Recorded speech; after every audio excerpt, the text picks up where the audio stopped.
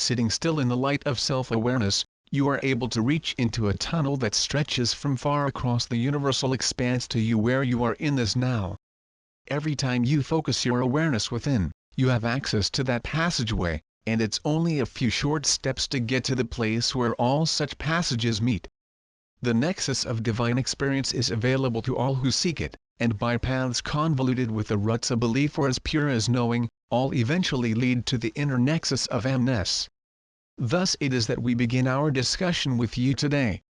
Be aware of the space within you as you contemplate our words, and know that we are as near as a breath, should you wish to engage a somewhat more energetic connection as we share our message with you. No matter what you are expecting to meet at the other end of the tunnel, it is very likely that you will be surprised. Divinity is like that.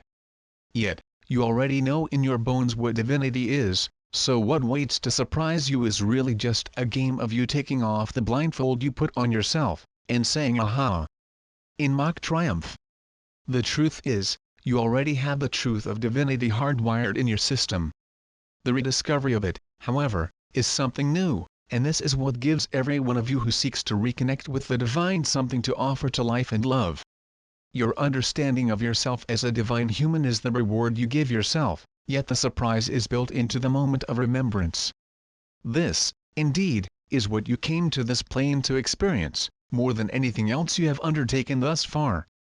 In that moment where separate individuations of humanity venture into the inner corridors of remembrance, inevitability begins to coalesce.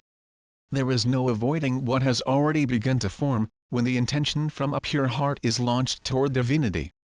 More so, when the intention is shared within a group, and pure hearts together create a force generator aimed at the heart of understanding, peace, transformation.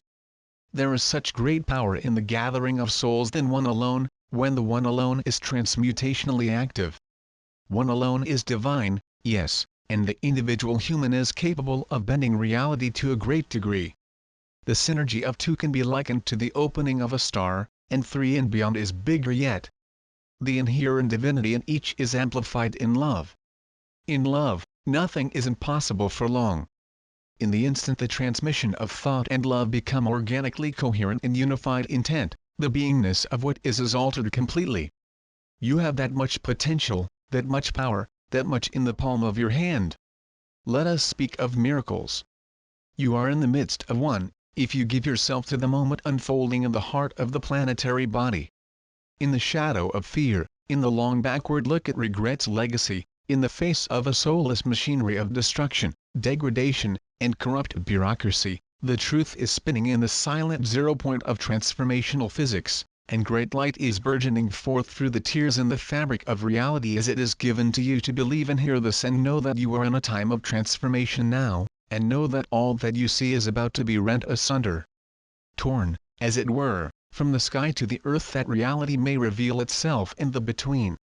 What is simply entering into its fullness of being is in the fact of the matter a new world, and thus so are you becoming new people.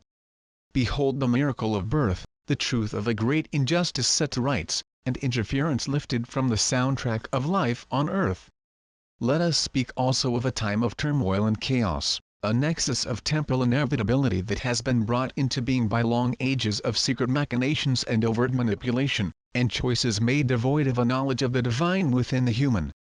These things are coming into the light now more than ever, and the end of days is upon those who have set into motion the things that have not yet found their final fulfillment.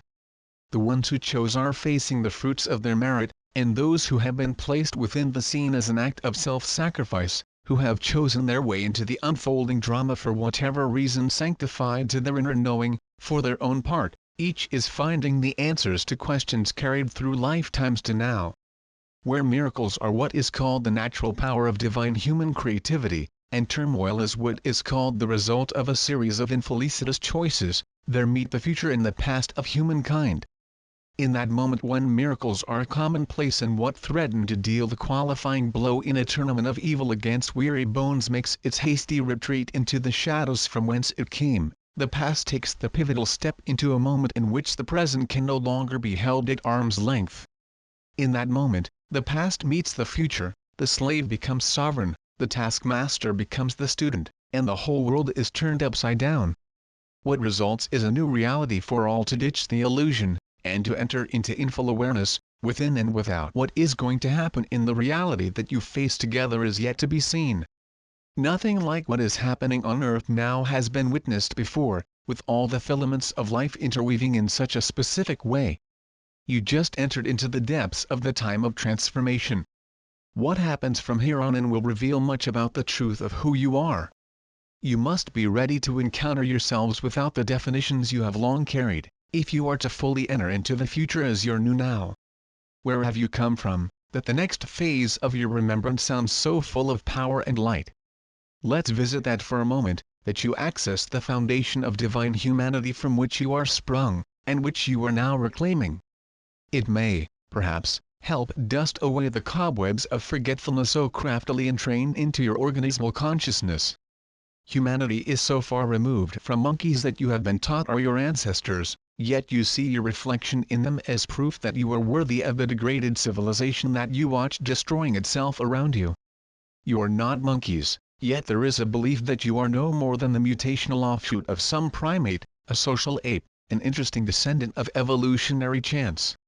You have not the simian root that the evolutionary media is trying to say is true, nor are you an accident of nature, nor are you the sole creation of a single Neolithic deity formed to seek highlight the sun. While worship is sometimes of comfort and safety, the feelings are a trap for the greater part of you, the essential part of you, that knows its origin and seeks reunification with the self of all. What you are is far, far greater than what you seek and worship, and the truth is as near to you as what is within you. There is more in common between you and starlight than there is between you and any other creature, when it comes to the wholeness of you, what animates you, what the true light is that you carry. Let this be understood: the time is upon the earth for transformation. It will be utter and complete, no more so for the reality that you see than for the reality that you know within the individualities that you are. As a whole, humanity is changing, and in each holographic unit that each one of you represents, the change will be brought into fullness as you are brought into alignment with truth. What has been brought into the light that breaks now on your world will shatter all lies. Illusion shimmers into true polarity, revealing shadow, providing the mind with salient understanding, removing the blinders from the full view of what your history, your future, and your power truly are. Suddenly, there is silence. Every mind will know. For a moment, questions will cease, and what has been hidden will be seen for what it is.